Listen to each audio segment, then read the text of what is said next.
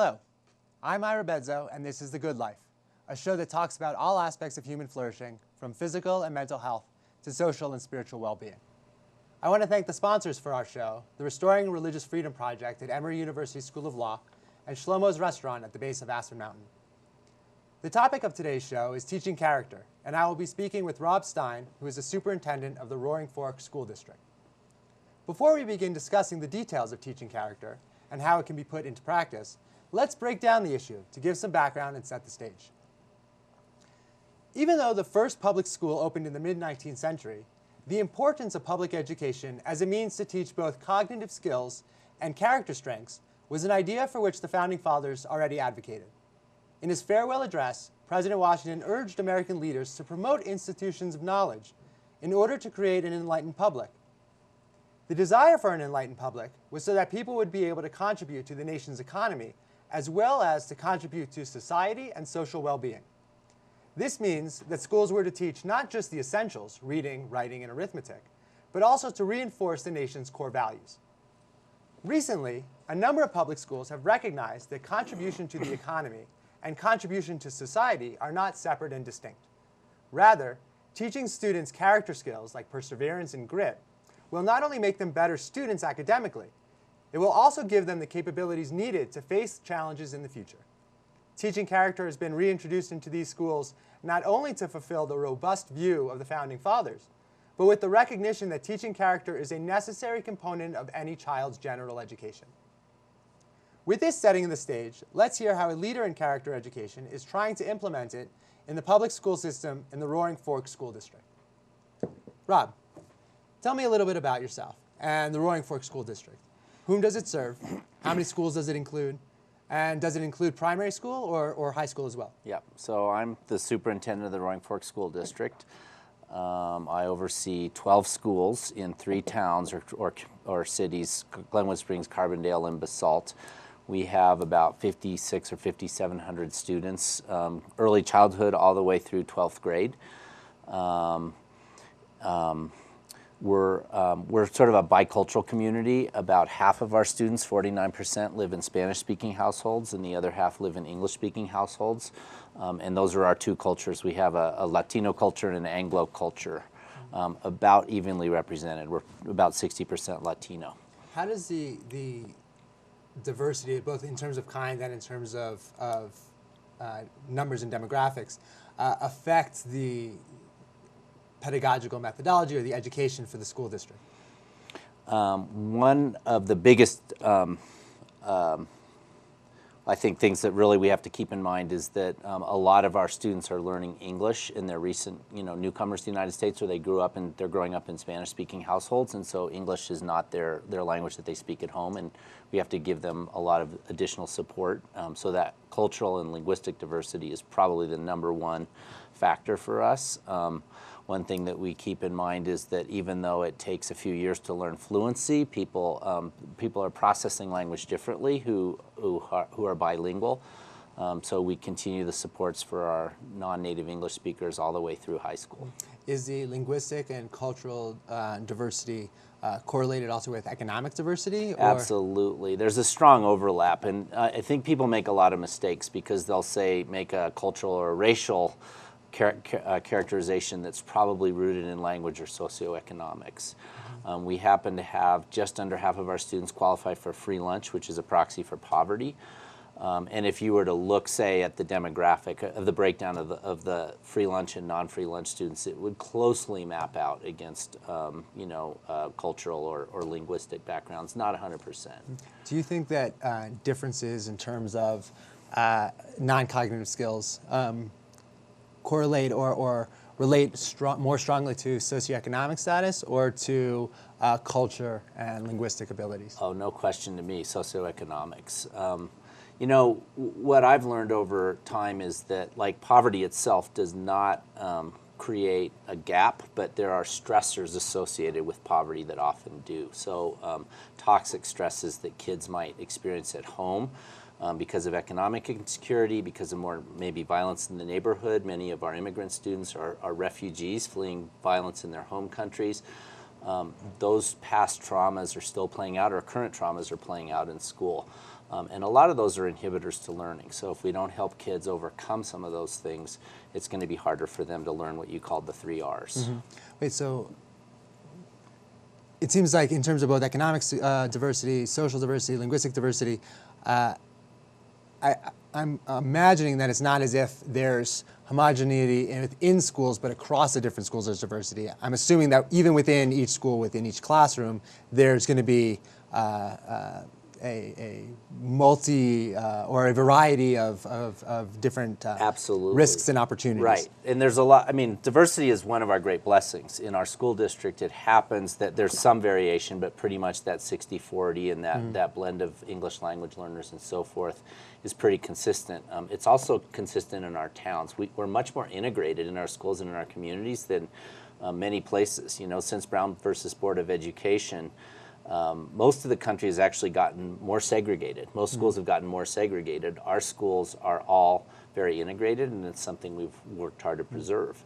Right down to the classroom level, we strive to have heterogeneous classes. And so that doesn't mean there might be some flexible grouping of pulling a student out or a subgroup of students out for some particular support, but we want to keep them in the pond together. Okay, so then how do you maintain a standard curricular or maintain curricular objectives given the differences of where people may be starting from? That's the challenge.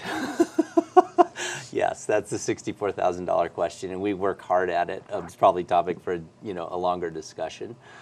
And that's part of the reason that we flexibly group occasionally, because if we think that kids can benefit from pulling out and, say, reteaching or developing some language skills that will help them access core content, then we do that. And then we all bring different things. It's obviously easier to teach in a heterogeneous, say, reading and writing environment than math. If I'm helping you learn to write, you and I can be writing even on the same topic, but the feedback we get, the expectations the teacher has for our product might be very different. Math is a little harder, but still we work hard to say, where do you start? How do we take you to the next level? And how do we make sure that everybody's learning? And how does character come into this? Well, character is both an ends and a means. Character, you use the term non-cognitive skills. I often call it character skills. There seems to be a set of skills that we all have that we want to cultivate in our students that are actually better predictors of future success than our grades and our academic performance. And character is a strong support of and predictor of academic performance in school as well. The rub is that we know a fair amount about what those character skills are and what they look like. We don't know as much about how to teach them, which doesn't let us off the hook. That's what we're trying to figure out. Yeah, I can imagine one of the difficulties of character skills is it's not just simply a matter of behavior, but it's also a matter of worldview, interpretive schema, values that you may hold dear. And those are not only hard to introduce, but they're also hard to assess. Right. Right. And by the way, that's why I don't really like the term non-cognitive skills, because they are cognitive skills. We're not talking about behaviors. And I also don't think they're virtues. I don't think they're moral. I think there's a moral aspect to character, but that's not what we're after. We're after those habits of mind that that really do set people up for success, or people who lack them tend not to be as successful. And by successful, I mean, economic or academic achievement, happiness, the ability to form and maintain lasting bonds, relationships. So I'm not also defining success strictly in terms of academic or economic success. Well, so I've heard you once speak about the habits of a scholar. But some of what you just described now also is not necessarily habits of a scholar. It's habits of a successful person, whether they're a scholar or not. So if you don't mind, what do you mean by the difference between the habits of a successful person and the habits of a scholar, and what you're trying to inculcate? There is no difference, but we're a school system. So we made a mindful decision to label those character skills that we want to help our kids develop habits of a scholar. Scholarship is the easy part because, again, we're an academic environment, but citizen, employee would probably be reasonable substitutes. The habits wouldn't change. But we chose the word habit thoughtfully as well, because oftentimes people talk, for example, about character traits, but a trait, looks like you have blue or green eyes to me. That's a trait. You can't really change them that easily. And their habits are different because they're fairly permanent and they're hard to change, but they can be changed or developed, and then they can be resilient. And so we sort of felt that blend of, it's something you can learn, you can develop a habit. You're not born with it, but then once you develop it, if it's a good habit, you can hang on to it. It's there for you over time. So that's what we're helping our kids develop. I don't really want to quibble about what people call character versus habits versus non-cognitive skills, but we're in the learning business in our schools, and so we really think that these are habits that can be learned or developed. And again, it's our effort to try to help kids develop them. And was there a lot of buy-in immediately in your school system in terms of talking about there's something that we need to teach our students to make them successful people that isn't just going to be the reading, writing, and arithmetic that either the state or our traditional education system has been emphasizing? Let me tell you how this effort came about for us. I didn't come and say, hey, I've been reading this literature, and the more and more I think we need to teach more character, and so you all should do it. When I started working in the school district, we held a series of community meetings. We actually had 1,600 participants, and we worked very hard to get all sectors of the community. We held meetings in Spanish and English, and meetings in English. We had meetings for business people before work. We had after-school meetings with teachers, lunch meetings with students. Students will come to any meeting if you give them pizza. We asked our community, what do you want? What goals do you have for your students, and what qualities do you want to see in your schools? And we asked pretty much those two questions over and over and over. And of course we heard we want academic learning, we want our kids to be ready to pursue post-secondary, college learning, and we want our students to develop character. So our parents, our business leaders, our teachers, everybody was telling us we think that character should be part of the curriculum. So from that foundational point, we started to respond. Now, I also have done some reading and research, and I can't imagine helping a student become successful academically without also supporting their character development. But this was really responding to a desire on the part of our community. Right. So it seems what's interesting to me, especially in terms of teaching character, is unlike reading, writing, arithmetic, where even if kids go home and ask their parents for help, they can at least learn those skills in school. But character skills, as much as they may learn specific habits and specific activities to do in schools, it could be highly situationally context, which means if you want character traits or these types of skills or these types of habits to work in a general sense, they can't just be emphasized in one realm, like the classroom, without being also emphasized in others, like home, with friends, when they're not in school, and so forth. So how do you try and incorporate, even if the community is interested in teaching it, saying that they're also responsible to make sure that it gets taught as well? So I'm going to actually answer that question, but I'm going to come back to something you said about context. Sure. My answer to that is that we can't control the entire environment, but we can control and take responsibility for our environment. And I worry actually about that line of reasoning that these kids can't learn because their parents don't support it, or because of their home life, or because of their community, or because of their cultural background, or whatever. We have kids for 7 or 8 hours a day, every day, 174 days per year, which may not be enough, but it's a lot. And so what we're responsible for is the time we have them. We work hard to engage parents and to give parents tools, or help parents develop the tools to also support student learning at home. But that sounds like a lame excuse to me, that we can't do it without support outside of school. And that's the challenge that we have, is we have to work with what we have. I want to come back to the context thing. Actually, what I think I understand, and notice how I'm qualifying everything about how you teach character, because we're still figuring this out. And I look forward to 10 or 20 years from now looking back and saying, boy, those were the early days and we know much more. But what we think we know is that you don't teach character skills like you teach math skills. You don't just give a kid a problem, tell them how to do it. It's not like a set of procedures. But character develops in certain kinds of environments, and that's the context thing. And so what we try to do is create a context in which character develops. And what are some aspects of that context? Safety, a place where it's safe to take risk, very strong relationships and nurturing relationships, which also, enhances that feeling of safety and the ability to take risk, but also feeling like you belong. So that sense of belonging is another thing we try to cultivate programmatically, actually. What are programmatic things we can do to make sure that every student belongs? And then another is feedback and coaching.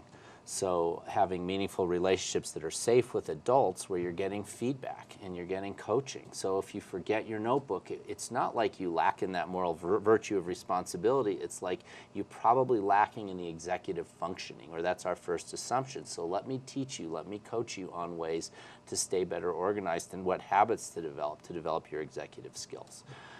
So that's what we're trying to do. It isn't like, today's lesson is on grit. So that, here's the 5, things you need to learn about grit, and there's going to be a test at the end. It's about creating that context, which is a very human context. It's about community and relationship. Are there different challenges when you're teaching in the elementary school versus in the middle school or high school level? Or Yeah, of course. Well, that was a setup question. Oh, right. I mean, kids are different ages, and we know that with adolescence. That I am a parent of recent adolescents. My own kids are like 18 and 22, and so they're starting to come back. But there's a pushing adults away in adolescence. But adolescence is a key formative time because probably the most formative years are those 0 to 3. But then there's a big developmental window that reopens during adolescence. So it's a second chance for us to really lean in with kids. And it's a time when they're sort of telling us overtly, lean away from me. I don't want to be around you. But that's a really, really important time during adolescence for us to develop those relationships with students. And unfortunately, our schools are structured for the opposite. So if you're in a homeroom classroom in, say, a 3rd grade or a kindergarten or a 4th grade, tends to be one teacher and a group of students. So there's a little learning community that's formed, and that teacher knows every kid really well. And usually that teacher has a relationship with the family. And if mom has a concern or dad has a concern, they call the teacher. They don't call the administrator because they know who knows their kid. Well, what do we start doing in middle and high school is we compartmentalize learning. We move kids from classroom to classroom, and the students lose that primary relationship with adults, and students become more anonymous. And the culture of the school is more set in places like the hallway and the cafeteria instead of in the classroom. And so I'm not saying that we don't want to specialize instruction as content matter gets more complex, but we have to take other steps to make sure that we build those personal relationships with students. Typical high schools might have a school counselor, right? But they have 300 students on their caseload. So a 1 to 300 is not a caseload that allows for that development of relationship. So it's funny, I can imagine that in elementary school and middle schools, the types of setting context and guiding character education would be much more from the teacher to the student orientation. But I would think that as you move into high school and as students are beginning to assert more of independence and trying to say, stay away from me, adults, it would be an opportunity to build up peer guidance and peer counselors as much as teachers, because especially if they're becoming compartmentalized in the classrooms that they're going to, if a lot of the interactions are happening in the hallways, and they're listening more to their friends as opposed to authority figures, it might be an interesting way of providing that type of context. It's a both and. So one of the programmatic things that we started doing alongside of this Habits of a Scholar, of our character program, is crew. And we stole the metaphor of a crew from expeditionary learning. The notion that, a crew is a group of people working together with common purpose. There's usually a crew leader who is, in our case, in our programs, a teacher. And it's consistent over time. They look after one another, and they have that sense of belonging. You are always a member of your crew. And so what you're saying about peer-to-peer, but also adult to student, are both present in that. So how do we create within the crew that sense of responsibility for one another, and also that adult who has that caseload, so to speak, of maybe 15 students instead of the 300 students the guidance counselor has. So that's one programmatic feature we've tried to build into all of our schools. It's more natural in the elementary school. You talk to a kindergarten teacher, they're going to say, we circle up every morning. We check in on how kids are doing socially and emotionally. We don't just dive right into, math class. But as kids get to middle and high school, that's more unconventional to see that kind of a family structure and to invest the time and also the professional development to make it work. It's a shift in role for adults as kids get older. Wait, I was supposed to teach science or English or math. Now you're telling me, like, am I a counselor? No, but you should be developing a meaningful relationship with the student. You should be very mindful of how they're doing and attentive to their needs. Are there different challenges in terms of teaching character when you're working in a public school system versus a private school system? I personally don't see big challenges. No, I think that there are many private schools, not all, that have probably a longer history of putting character more at the core of their purpose and curriculum. But I don't think that. No, I don't think that's really a meaningful difference for us. Did they push it earlier because they had a little bit more freedom in terms of what was demanded upon them by the government to what needed to be taught, or like I don't necessarily mean the challenges. I mean, I think you're asking a historical question, and let me first answer with the most honest answer. I don't know. But one thing that I think happened in high schools, especially in the United States, is they just got big. And we adopted a metaphor of a factory for how we did schools in the mid-20th century, and that became impossible to nurture the kinds of relationships in which character will really, truly develop. Not to say that kids didn't develop character, but in fact they did it in these subsectors, like on the football team or in the debate team or in the choir, where many of those conditions were in place. It was a group of people who had each other's backs, who were working together. There was an adult who went out of their way to develop a relationship above and beyond just around the subject matter. But for the most part, the large comprehensive high school made it hard to develop these kinds of relationships. And independent schools or private schools took a different path. They're smaller. They usually had these structures. Many of them had a don or an advisor or something like that already built in. So I think there's something we could learn from that, but mostly I think it's an historical question. Why do we get so big and anonymous in our schools? There are many exceptions. The progressive movement, the charter schools movement, those are places where many more programs like this have flourished.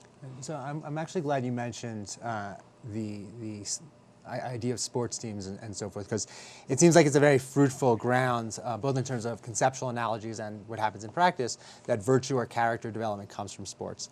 There's specific environments, there's rules to a game. Those rules to the game sets guides for what can be done, but true excellence comes when you know how to act within the rules in creative or innovative ways.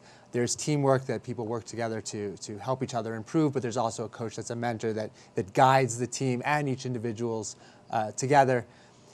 But I also see that in schools today, there's less of a push for extracurricular programming because of funding or for whatever reason.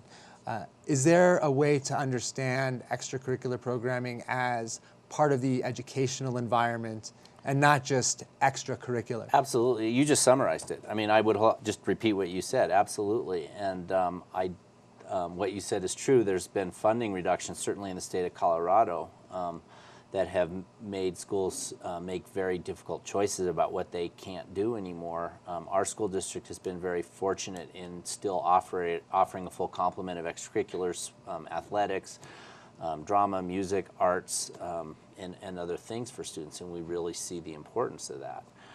There's still an opportunity gap because schools aren't the only place that kids get educated. And the opportunity gap is that many students have much more opportunity than others to pursue those kinds of activities where they're not just learning academically, but they're developing in all sorts of ways. And so that's a really unfortunate thing societally that we're still, we have to reconcile, we have to deal with that.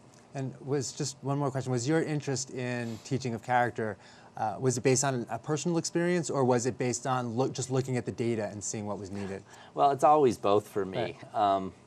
It's both. I wouldn't say that like I had some personal traumatic experience that showed me the importance. I will say that I certainly, when I reflect on my own experience, the degree that I overcame obstacles, it was due to having mentors or coaches or adult relationships with adults.